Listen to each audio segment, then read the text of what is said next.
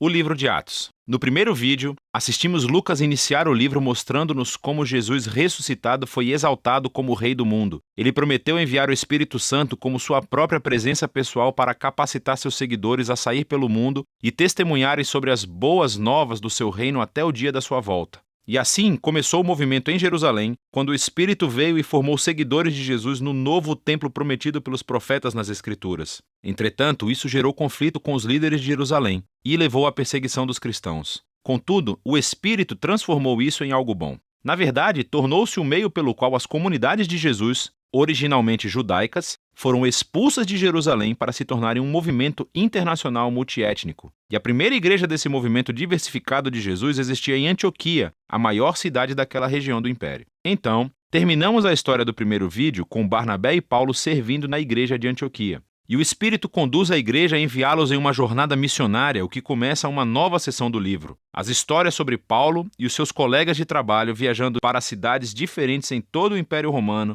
anunciando as boas novas que Jesus é rei. A primeira missão é no interior, em um lugar chamado de Ásia Menor, localizada onde hoje é a Turquia, e termina com uma reunião importante dos apóstolos de volta a Jerusalém. A segunda missão é pela Ásia Menor e em seguida pela Grécia Antiga. E por fim, a terceira missão é por todo aquele mesmo território, novamente, e isso conclui a viagem de Paulo de volta a Jerusalém. Ao reencontrar todas essas histórias, Lucas destacou um importante número de temas, repetindo-os. Primeiro, é a missão contínua a Israel. Toda vez que Paulo entra em uma nova cidade, ele sempre vai primeiro a uma sinagoga judaica para compartilhar sobre o Rei Jesus que foi ressuscitado e como ele está formando uma nova família multiétnica de Deus. Agora, mais frequentemente, muitas pessoas reconhecem Jesus como o Messias, mas algumas se opõem a Paulo. Às vezes, eles até mesmo o expulsam da cidade como um rebelde perigoso que se opõe à Torá e à tradição judaica. E essa tensão culmina após a primeira viagem, levando a uma reunião importante em Jerusalém. Paulo descobre que há alguns cristãos judeus em Antioquia, e eles alegam que, a menos que as pessoas não judias se convertam ao judaísmo através da prática da circuncisão, do Shabat e da obediência às leis de alimento kosher, eles não poderão tornar-se parte da família de Jesus. Mas Paulo e Barnabé discordam radicalmente. Então eles levam o debate a uma reunião da liderança em Jerusalém. E nessa reunião, Pedro, Paulo e Tiago, o irmão de Jesus, demonstram a partir das Escrituras e das suas experiências que o plano de Deus sempre inclui as nações como parte da sua nova aliança. Então, eles escrevem uma carta exigindo que não-judeus cristãos parem de participar de sacrifícios do templo pagão. Mas eles não os obrigam a adotar uma identidade étnica judaica ou obedecer às leis da Torá. Essa decisão foi inovadora para a história do movimento de Jesus. Jesus é o Messias judeu, mas ele também é o Rei ressuscitado de todas as nações. Assim, a filiação de alguém ao seu povo não se baseia em identidade étnica ou obediência às leis da Torá. É simplesmente baseada na fé em Jesus e em seguir os seus ensinos. E essa é a realidade multiétnica do movimento de Jesus que nos leva ao próximo tema, o qual Lucas quer que vejamos nas viagens missionárias.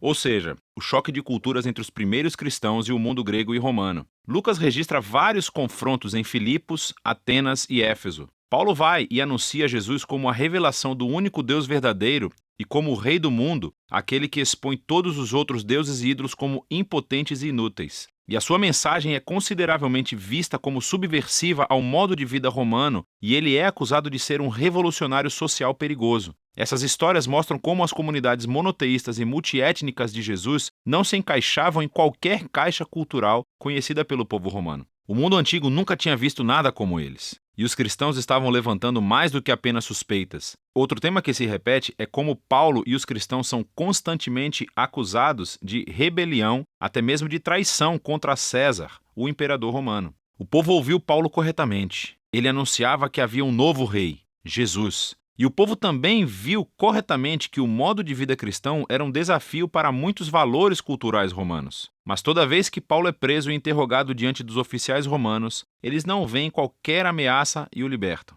Essas histórias nos mostram o paradoxo que a igreja primitiva apresenta ao mundo. Era um movimento messiânico judaico, mas era etnicamente diverso, cheia de comunidades que tratavam homens e mulheres, ricos e pobres, escravos e livres, todos como iguais. E todos eles eram fiéis somente ao Rei Jesus e a nenhum outro rei ou Deus. E assim, a sua própria existência vira os principais valores da cultura romana de cabeça para baixo. Entretanto, Os cristãos não representavam nenhuma ameaça militar, pois Jesus os ensinou a ser pessoas de paz. Então, o único crime do qual Paulo e os cristãos podem ser acusados é o de não se conformarem com o status quo. A seção final do livro retorna o foco para o testemunho de Paulo que está se espalhando de Jerusalém até Roma. A sua jornada missionária final termina em Jerusalém, onde ele é precedido pela sua reputação controversa. Ele é atacado pelo povo judeu que pensa que ele traiu a Israel, o que atrai a atenção dos soldados romanos que consideram Paulo um terrorista do Egito, dando início a uma rebelião. E então ele é preso. A partir daqui, Paulo é posto em julgamento. Primeiro,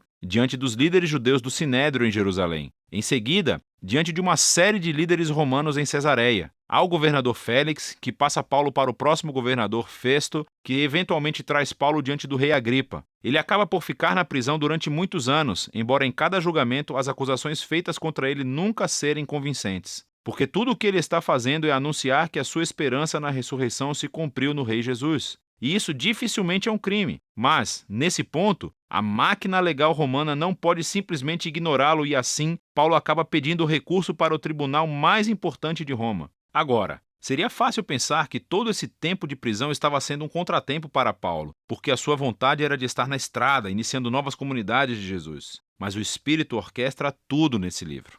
E assim, o aprisionamento deu tempo para que Paulo escrevesse as suas cartas apostólicas mais importantes. Elas tornam-se o caminho pelo qual seu legado missionário continua muito tempo depois da sua morte. Por fim, Paulo foi transferido como prisioneiro para Roma. E depois de uma viagem assustadora pelo Mediterrâneo, onde ele quase morreu, Paulo acaba em prisão domiciliar em Roma, aguardando seu julgamento. E assim, ele tem a possibilidade de organizar em uma bela casa reuniões regulares para judeus e gentios. E as palavras finais do livro são como Paulo anuncia o reino de Deus e ousadamente ensina tudo sobre o Senhor Jesus, o Messias, sem qualquer impedimento, e tudo isso acontecendo em Roma, debaixo do nariz de César. O trabalho unificado dos Atos de Lucas é muito mais do que a introdução à história de Jesus e da igreja primitiva. Ele mostra como o reino de Deus existiu na terra como no céu através da vida, morte e ressurreição de Jesus. Através da vinda do seu Espírito para capacitar a igreja e dar testemunho desde Jerusalém até os confins da terra.